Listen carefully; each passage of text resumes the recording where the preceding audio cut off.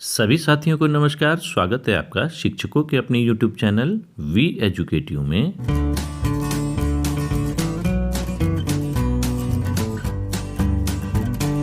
आज के वीडियो में हम दीक्षा ऐप के अंतर्गत विद्यार्थी आकलन तकनीक नामक जो कोर्स है उसके समस्त प्रश्नोत्तरी को करने का प्रयास करेंगे। जो भी साथी चैनल में पहली बार आए हैं या जिन साथियों ने अभी तक चैनल को सब्सक्राइब नहीं किया है उनसे हमारा निवेदन रहेगा कि कृपया चैनल को अवश्य सब्सक्राइब कर लें तथा बेल आइकन के ऑल में जाके क्लिक कर लें ताकि आने वाले जितने भी अपकमिंग वीडियोज़ हैं उनकी नोटिफिकेशन आपको सबसे पहले मिल पाए और आप उन महत्वपूर्ण वीडियोज़ का लाभ उठा पाएँ। चलिए वीडियो स्टार्ट करते हैं। तो पहला जो टेस्ट है इसमें वो 1.1.1 वाला है। तो इसकी प्रश्नोत्तरी देखते हैं। आकलन शिक्षक को उनकी शिक्षण प्रक्रिया में सुधार हेतु आधार प्रदान करता है। तो यह सत्य है या असत्य? तो यह सत्य है, इसमें आप टिक लगा देंगे। नेक्स्ट क्वेश्चन है, आकलन का शिक्षक की शिक्षण प्रक्रिया से कोई संबंध नहीं है। तो यहाँ पर यह असत्य होगा, इसमें आप टिक लगा देंगे और नेक्स्ट क्वेश्चन की ओर बढ़ जाएंगे। नेक्स्ट क्वेश्चन हमारे पास आता है, आकलन में प्राप्त परिणामों का उपयोग सीखने के सुधार हेतु किया जा सकता है। तो यह सत्य है, इसमें आप टिक लगा देंगे और नेक्स्ट क्वेश्चन की ओर बढ़ जाएंगे। इसके बाद जो नेक्स्ट क्वेश्चन आता है हमारा वह है, अच्छा आकलन तभी हो सकता है जब वह पूर्वाग्रह तथा व्यक्तिपरकता से मुक्त हो। तो यह बात सत्य है, इसमें आप टिक लगा देंगे सत्य में। और नेक्स्ट क्वेश्चन देख लेते हैं, विद्यार्थियों की शैक्षणिक उपलब्धि को मापना आकलन का उद्देश्य नहीं है। तो यह पूर्णतः असत्य है, आप असत्य में टिक लगा देंगे और आगे नेक्स्ट क्वेश्चन की ओर बढ़ जाएंगे। नेक्स्ट क्वेश्चन हमारे पास है, मूल्यांकन गुणात्मक होता है। तो यह असत्य है, इसमें आप टिक लगा देंगे और नेक्स्ट क्वेश्चन की ओर बढ़ जाएंगे। नेक्स्ट क्वेश्चन हमारे पास है, आकलन सूचना है जबकि मूल्यांकन निर्णय है। तो यह कथन बिल्कुल सही है, आप इसमें सही पे टिक लगाएं और आगे बढ़ जाएं नेक्स्ट क्वेश्चन की ओर। नेक्स्ट क्वेश्चन हमारे पास आता है, आकलन का उद्देश्य सीखने की समस्याओं को जानना नहीं है। तो यह गलत है, आप गलत में टिक लगा दें और आगे बढ़ जाएं। नेक्स्ट क्वेश्चन हमारे पास आता है, मूल्यांकन केवल योगात्मक होता है। तो यह पूर्णतः सत्य है, इसमें आप सत्य पे टिक लगा सकते हैं और आगे नेक्स्ट क्वेश्चन देखते हैं। नेक्स्ट क्वेश्चन हमारे पास है, आकलन का उद्देश्य पूर्व निर्धारित होता है। तो यह सत्य है या असत्य? तो यह सत्य है, आप सत्य पे टिक लगा देंगे। तो इस प्रकार से यह क्विज हमारा पूरा हो जाता है, इसमें 10 में से 10 मार्क्स आ जाते हैं। अब नेक्स्ट टेस्ट की ओर चलते हैं, टेस्ट नंबर 1.2। इसके क्वेश्चन आंसर भी देख लेते हैं। विद्यार्थियों के सीखने के संदर्भ में अभिभावकों को सजग और जागरूक बनाने हेतु उनकी उपलब्धि और प्रगति को साझा किया जा सकता है। तो दिए गए 4 विकल्पों में इनमें जो राइट आंसर होगा वह अभिभावक से होगा। अभिभावक से में आप टिक लगाएं और नेक्स्ट क्वेश्चन देखते हैं। शिक्षण को विषय तक सीमित रखकर बच्चों का सर्वांगीण विकास करना है। तो यह कथन असत्य है, आप असत्य में टिक लगाएं और नेक्स्ट क्वेश्चन देख लेते हैं हम। सीखने के प्रतिफल का उद्देश्य राष्ट्रीय स्तर पर शैक्षिक आकांक्षाओं को क्रियान्वित करना है। तो यह कथन सत्य है, इसमें आप टिक लगा सकते हैं। नेक्स्ट क्वेश्चन, सीखने के प्रतिफलों की प्राप्ति के लिए अधिकतम संकेतांकों और आकलन की भूमिका समांतर होती है। तो यह सत्य है, इसमें आप सत्य में टिक लगा सकते हैं। नेक्स्ट क्वेश्चन है हमारे पास, सीखने के प्रतिफल एक स्पष्ट कथन है जो एक विद्यार्थी को अध्ययन की एक इकाई के पूरा होने पर और मूल्य जानने में कोई मदद नहीं करता है। तो यह कथन असत्य है, आप असत्य में टिक लगा सकते हैं। तो इस प्रकार से यह प्रश्नोत्तरी भी हमारी कंप्लीट हो जाती है। नेक्स्ट जो टेस्ट है 1.3, उसके क्वेश्चंस देख लेते हैं। ये मिलान करने के लिए है, देश के राष्ट्रपति का नाम बताओ, संतुलित आहार की व्याख्या। तो जो इसका सही मिलान होगा वह इस प्रकार होगा जो आपकी स्क्रीन के सामने है। आप इस प्रकार से मिलान कर सकते हैं और नेक्स्ट क्वेश्चन की ओर बढ़ सकते हैं। नेक्स्ट क्वेश्चन हमारे पास है, राष्ट्रीय उपलब्धि परीक्षण किस प्रकार का आकलन है? तो यह जो आकलन है यह प्रभाव आकलन है, आप प्रभाव आकलन में टिक लगा सकते हैं और नेक्स्ट क्वेश्चन देख लेते हैं। संज्ञानात्मक के आधार पर टैक्सोनॉमी में कितने आयाम होते हैं? तो जो इसका राइट आंसर है वह इसमें 6 आयाम होते हैं। तो आप 6 आयाम में टिक लगा देंगे और नेक्स्ट क्वेश्चन हम देख लेते हैं। नेक्स्ट क्वेश्चन है हमारे पास, आकलन का कौन सा प्रकार कार्य योजना निर्माण में सहायक होता है? तो जो 4 ऑप्शन दे रखे हैं उनमें जो अंतिम ऑप्शन है प्रभाव आकलन वह राइट आंसर है, उसमें आप क्लिक करके आगे बढ़ सकते हैं। ब्लूम टैक्सोनॉमी को किस वर्ष में संशोधित किया गया था? तो जो 4 वर्ष दे रखे हैं अलग अलग, उनमें 2001 में इसको संशोधित किया गया था। तो इस प्रकार से ये वाला टेस्ट भी हमारा कंप्लीट हो जाता है अब नेक्स्ट टेस्ट जो हमारा असेसमेंट 2.1 SBA टेस्ट, उसका जो पहला क्वेश्चन है, आकलन सूचना है जबकि मूल्यांकन है।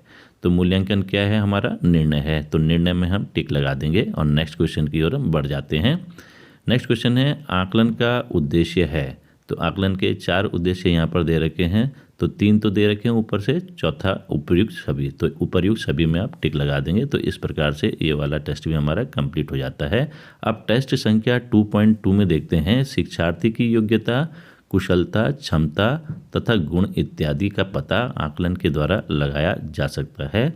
तो यह सहमत करना है, इसमें आप सहमत हैं तो इसमें टिक लगा दें और आगे बढ़ जाएं। इसके बाद जो नेक्स्ट क्वेश्चन है, विद्यार्थी की कहानी बनाने को कहना रचनात्मक आकलन का उदाहरण है।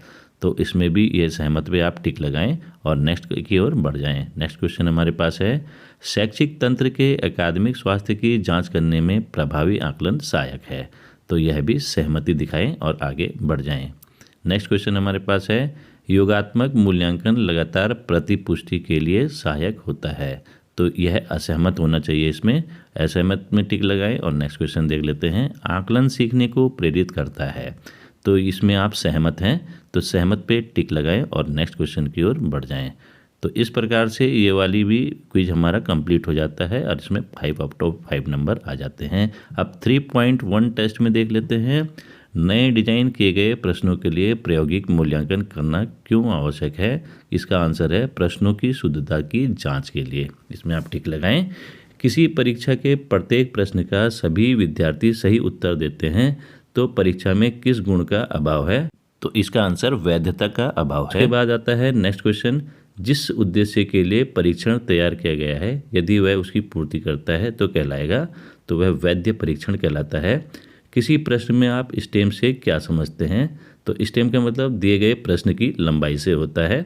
उसके बाद नेक्स्ट क्वेश्चन देख लेते हैं, टेस्ट आइटम्स के उद्देश्य हो सकते हैं। तो इसमें जो इतने भी उद्देश्य दे रखे हैं वो उपरोक्त सभी हो सकते हैं। तो इसमें आप टिक लगाएं। तो इस प्रकार से यह वाला क्विज भी हमारा कंप्लीट हो जाता है। अब आता है 3.2 टेस्ट असेसमेंट डिस्ट्रैक्टर्स। तो इसका जो क्वेश्चन है, घड़ी का उपयोग करते हुए घंटे तक समय पढ़ते हैं, यह सीखने का प्रतिफल कक्षा स्तर का है। कौन सी कक्षा स्तर का है? तो कक्षा 2 के स्तर का है। इसमें आप टिक लगा दें और आगे बढ़ जाएं। नेक्स्ट क्वेश्चन है, मीटर को सेंटीमीटर और सेंटीमीटर को मीटर में बदलते हैं, यह सीखने का प्रतिफल आकलन करने हेतु ABL किट की कौन सी सामग्री का उपयोग किया जाता है? तो इसमें डोमिनो कार्ड का उपयोग किया जाता है। इसमें आप टिक लगाएं और आगे बढ़ जाएं।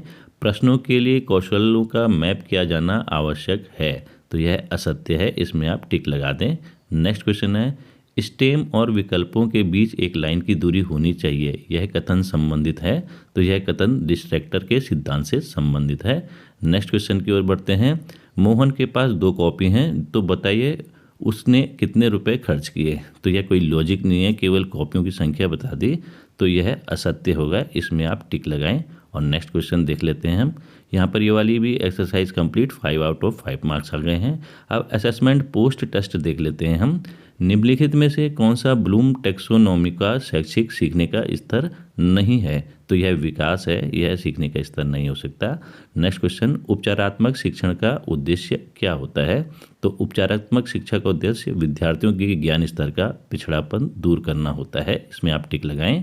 नेक्स्ट क्वेश्चन है, एक शिक्षार्थी अपने समकक्ष व्यक्तियों के समूह के प्रति आक्रामक व्यवहार करता है और विद्यालय के मानदंडों को नहीं समझता, इस विद्यार्थी को में सहायता की आवश्यकता है। तो भावनात्मक क्षेत्र में सहायता की आवश्यकता है।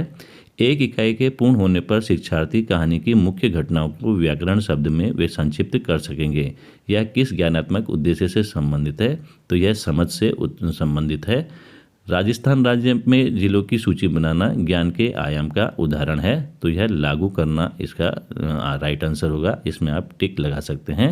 नेक्स्ट क्वेश्चन, डिस्ट्रैक्टर अहम भूमिका निभाते हैं। तो डिस्ट्रैक्टर जो अहम भूमिका निभाते हैं वह बहुविकल्पीय प्रश्नों में निभाते हैं, तो इसमें आप टिक लगा सकते हैं। नेक्स्ट क्वेश्चन देख लेते हैं, सीखने का आकलन प्रक्रिया में आकलनकर्ता कहलाता है।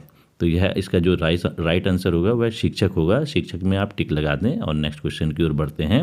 सीखने के लिए आकलन है, तो इसका जो राइट आंसर होगा वह रचनात्मक होगा। इसमें आप टिक लगाएं और नेक्स्ट क्वेश्चन की ओर बढ़ जाते हैं। सत्र के अंत में किया जाने वाला आकलन कहलाता है। तो यह योगात्मक आकलन कहलाता है। इसका राइट आंसर योगात्मक आकलन होगा। नेक्स्ट क्वेश्चन हम देख लेते हैं। विद्यार्थियों की समस्याओं का पता लगाकर उचित दिशा में कार्य करने में आकलन सहायक है। तो उपचारात्मक आकलन इसमें सहायक होगा। तो इसका राइट आंसर जो होगा वह उपचारात्मक आकलन होगा। नेक्स्ट क्वेश्चन देख लेते हैं। एनएएस एक आकलन प्रक्रिया है। तो जो एनएएस एक आकलन प्रक्रिया है वह प्रभाव आकलन प्रक्रिया है। तो प्रभाव आकलन इसका राइट आंसर होगा। नेक्स्ट क्वेश्चन देखते हैं। कहानी रचना ज्ञान के आयाम का उदाहरण है। तो यह लागू करना ज्ञान पर आधारित है। जो आयाम है इसका लागू करना उस पर आधारित है। तो इसमें राइट आंसर लागू करना होगा। बेहतर आकलन होता है। तो जो बेहतर आकलन होता है वह तनाव मुक्त होता है। इसमें आप टिक लगा दें। और नेक्स्ट क्वेश्चन की ओर हम बढ़ते हैं। आकलन का एक उद्देश्य है। तो आकलन का जो मुख्य उद्देश्य एक है वह है सीखने को प्रेरित करना। तो इसमें आप टिक लगा दें। और नेक्स्ट क्वेश्चन देख लेते हैं। विद्यार्थियों की समस्याओं का पता लगाकर उचित दिशा में कार्य करने में आकलन सहायक होते हैं। तो जो जितने भी ये दे रखे हैं ऑप्शन इनमें से कोई नहीं। इसमें आप टिक लगाएं। नेक्स्ट क्वेश्चन की ओर देखते हैं। बोर्ड परीक्षाएं किस प्रकार का आकलन होती है। तो बोर्ड परीक्षाएं जो होती हैं वो योगात्मक प्रकार का आकलन होती है। तो इसका राइट आंसर योगात्मक होगा। Next question. स्वास्थ्य परीक्षण की जांच हेतु किए जाने वाला आकलन होता है। तो स्वास्थ्य परीक्षण की जांच किए जाने वाला आकलन प्रभाव आकलन होता है। आप प्रभाव आकलन में टिक लगा दें। Next question. आकलन सूचना है जबकि मूल्यांकन क्या है। मूल्यांकन एक निर्णय होता है। तो इसका जो राइट आंसर होगा वह निर्णय होगा। निर्णय में आप टिक लगा दें। और नेक्स्ट क्वेश्चन देख लेते हैं। बच्चों को अपनी सर्वश्रेष्ठ क्षमता का प्रदर्शन करने के लिए नहीं रहना चाहिए। तो इसमें जो ऑप्शन दे रखे हैं असहज नहीं रहना चाहिए बच्चों को। Next question. प्रश्नों के लिए कौशलों का मैप किया जाना आवश्यक नहीं है। तो यह असत्य है। तो इस प्रकार से इस कोर्स की संपूर्ण प्रश्नोत्तरी पूर्ण हो चुकी है। यदि इस वीडियो में दी गई जानकारी आपके लिए उपयोगी साबित होती है तो कृपया वीडियो को अधिक से अधिक लाइक एवं शेयर करें तथा चैनल को सब्सक्राइब करना बिल्कुल भी ना भूलें, क्योंकि यह शिक्षक साथियों का अपना ही चैनल है तथा इस चैनल के माध्यम से हम समय समय पर आपको शिक्षा विभाग से संबंधित अन्य जानकारियाँ भी प्रदान करने का प्रयास करते रहते हैं। धन्यवाद।